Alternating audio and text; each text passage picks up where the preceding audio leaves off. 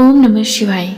हिंदू पंचांग के अनुसार कार्तिक पूर्णिमा के दिन देव दिवाली मनाई जाती है, लेकिन इस बार चंद्र ग्रहण लगने की वजह से देव दिवाली एक दिन पहले यानी कि 7 नवंबर को मनाई गई।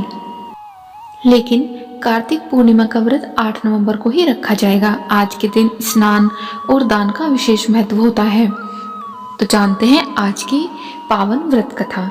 पौराणिक कथाओं के अनुसार तारकासुर नाम का एक दैत्य था, जिसके 3 पुत्र थे, तारकाक्ष, कमलाक्ष और विदुनमाली यानी कि त्रिपुरा।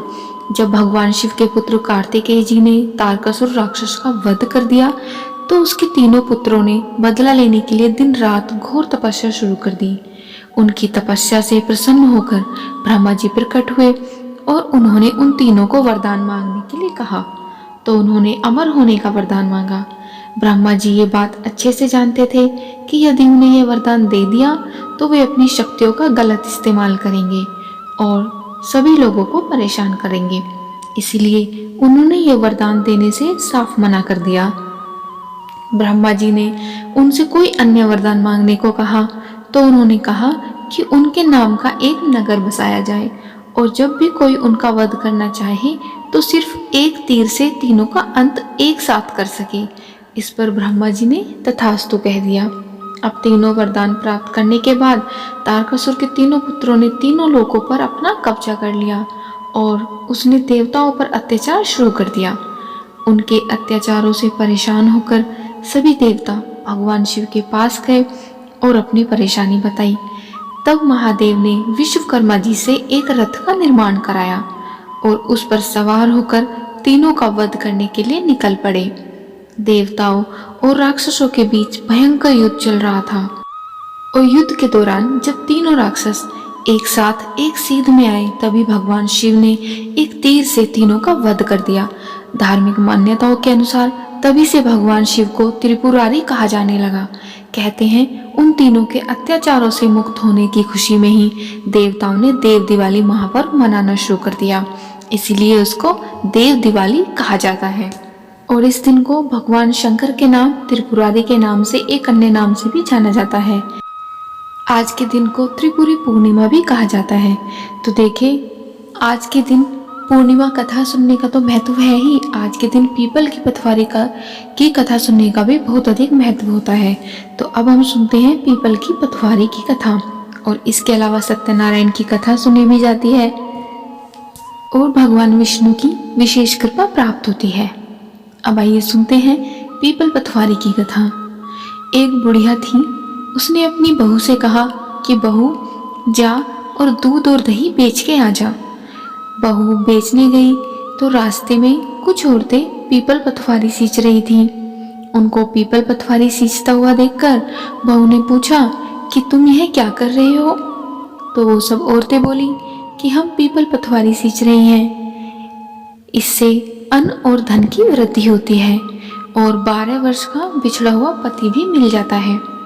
तब बहू बोली, ऐसी बात है तो तुम पानी से सींचती हो, लेकिन मैं दूध से अगर सींचूंगी तो मुझे इसका ज़्यादा फल मिलेगा। गुजरी बहू रोजाना दूध दही बेचने नहीं जाती। वो क्या करती, वो रोजाना दूध को पीपल में और दही को पथवारी में सींचने लगती। सास दूध दही का दाम मांगती तो वह कह देती पूरा महीना हो जाने पर ला कर दूंगी। अब कार्तिक का महीना पूरा हो गया। पूर्णिमा के दिन बहू पीपल पथवारी के पास जाकर बैठ गई और फिर उसके बाद पथवारी माता ने पूछा, तुम मेरे पास क्यों बैठ गई हो? बहू बोली कि सास दूध और दही का दाम मांगेगी। पीपल पथवारी बोली कि मेरे पास क्या दाम रखा है, ये भरा डींडा पान पतोरा, इसको ले जा। बहू ने वही ले जाकर अपने घर में कोठरी में रख दिया और डर के मारे कपड़ा ओढ़ कर लेट गई। सासू आई। सासू बोली, पैसे ले आई बहू? तो बहू बोली, कोठरी में रखे हैं। सासू कोठरी में गई और कोठरी को खोल के देखा तो कोठरी पूरी हीरे मोती से जगमगा रही थी। सासू बोली, बहू इतना धन कहाँ से लाई? बहू ने आकर देखा तो सच्ची में ही वहां पे तो धन भरा हुआ था। पूरा जो कोठरा था वो हीरे मोतियों से जगमगा रहा था। बहू ने सास को सारी बात बता दी। सास ने कहा, अब की कार्तिक मैं भी पटवारी सींचूंगी। अब अगले साल फिर कार्तिक का महीना आया।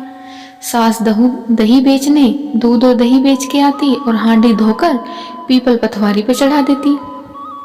आकर बहू से कहती कि बहू मेरे से दाम मांग। वह कहती, सासू जी कोई बहू से भी दाम मांगता है?